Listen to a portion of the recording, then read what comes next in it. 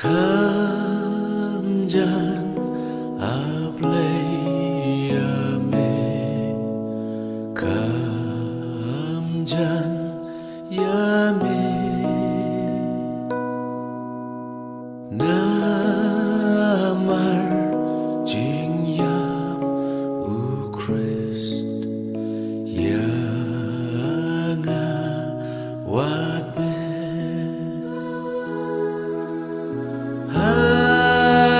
Jangan riwayde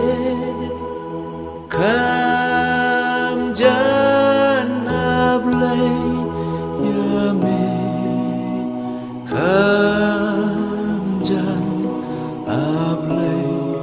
yame Kamjan yame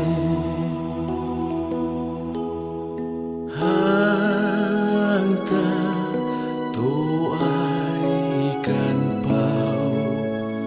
latkum jengking jeng ai ru doai dengan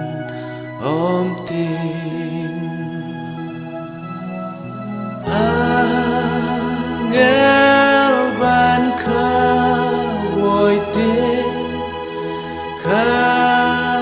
Kamjan ablay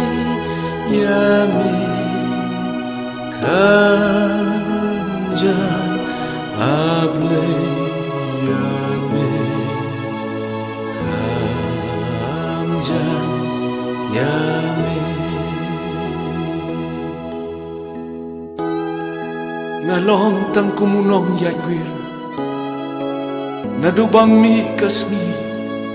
Hadu basak kasni Hangta jingdung Katam mat galap yanga Ngapendam yala kaklik hau tuan Hagi jing pot sniu Pad hagi jing lengok rute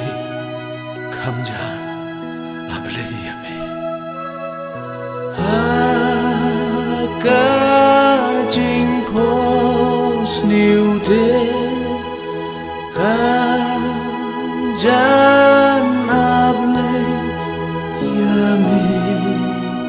Kamjan ablay yame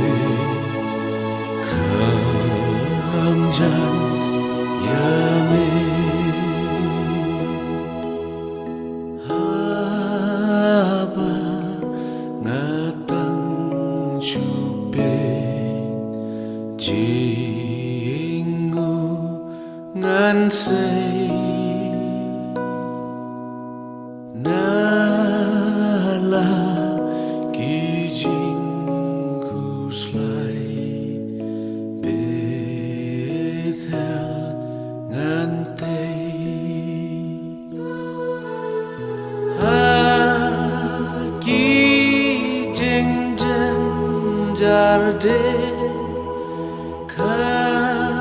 Kamjan ablay yame Kamjan ablay yame Kamjan yame Aban dayo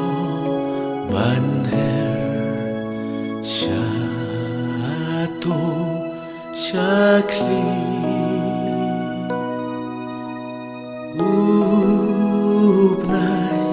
ki klorude Nan klen